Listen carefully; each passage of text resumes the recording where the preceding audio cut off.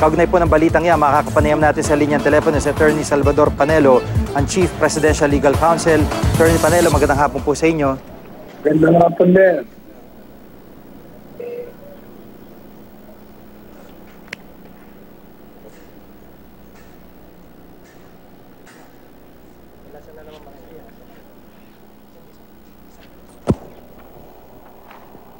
Attorney Panelo, magandang hapon po.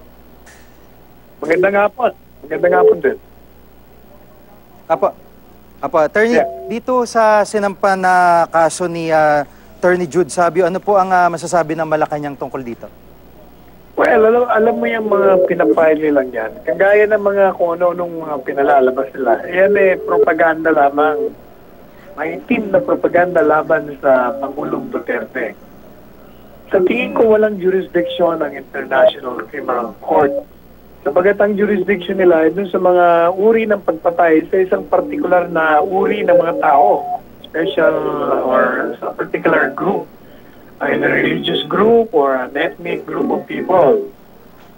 Pangalawa, yung tinatawag na crime against humanity na may jurisdiction din ng hukuman, hindi rin mag-a-apply dito sa mga nangyayaring extrajudicial killing sabagat hindi naman ito state-sponsored or state-initiated sapagkat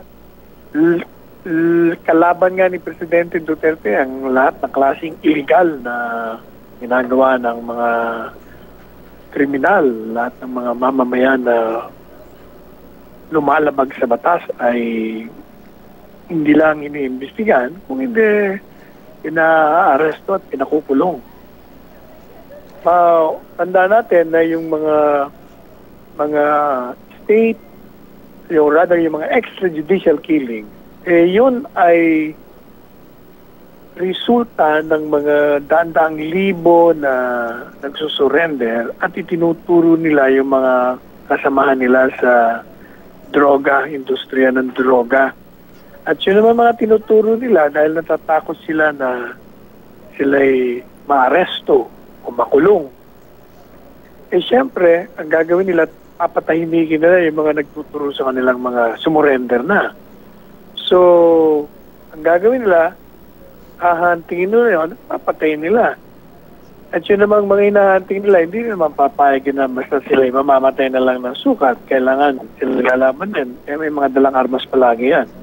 So pag nagkita-kita sila, nagpapatayan sila, yan ang resulta ng tinatawag na extrajudicial killings. Tandaan natin, bago pa lang naupo si Presidente Duterte, ay marami ng drug-related killings na naganap. I think 2 months before that, sunod-sunod na mga patayan na sinasabing may kaugnayan sa droga. So madali sabi, mga miyembro ng sindikato nagpapatayan. At pangatlo, hindi rin maaari na magkaroon ng jurisdiction ng criminal courts. Bakit sinasabi nila na magkakaroon lang sila, they will only assume jurisdiction kung yung pamahalaan na nagaganap yung mga tinatawag na pagpatay ay walang ginagawa para imbestigahan ito. Tayo may ginagawa sabagat yung ating Kongreso ay nag-imbestiga dito sa mga extrajudicial killings. At ang findings ng Senado, ang Blue Ribbon Committee noon, ay sinasabing itong mga patayan na ito ay hindi state-organized or state-sponsored. Pangalawa, maliban pa doon, yung ating PNP ay nag-iimbestiga rin at pinaprosecute nila yung mga nag-aabusong pulis na sinasabing may kaugnayan sa pagpatay sa drug-related crimes. Opo. Attorney, sa konteksto at dati na rin naman naging payag ito ng mga yung grupo nila Matobato na ang sinasabi ho nila ay pati mga kritiko ng Pangulo, ang sinasabi ho nila ay kung hindi binibitawan ng Pangulo yung mga salitang papatayin o kaya ay pag nang laban tuluyan nyo na, hindi ho dadami. Yun ang kanilang pananaw dito, hindi dadami itong mga patayang ito. So dito ay ano ho ang nakikita nyo rito? Hindi, totoo yun. Unang-una, hindi isang krimen ang takutin ni Presidente Duterte, yung mga kriminal, mga involved sa drugs. Pangalawa, gaya na sinabi ko na kanina, yung mga patayan na yun ay resulta ng pagpapatayan ng mga miyembro ng mga nandyan sa loob ng drug industry. Sila nagpapatayan. Yan ang hindi nila iniintindi. And I think it takes common sense to know that. Kasi kung there are hundreds of thousands surrenderies, and during their surrender, they will confess to this crime on drugs, siyempre, they will be pointing to their accomplices, to their confederates. O siyempre, anong gagawin mo kung ikaw yung tinuturo? Patatahimigan mo yan.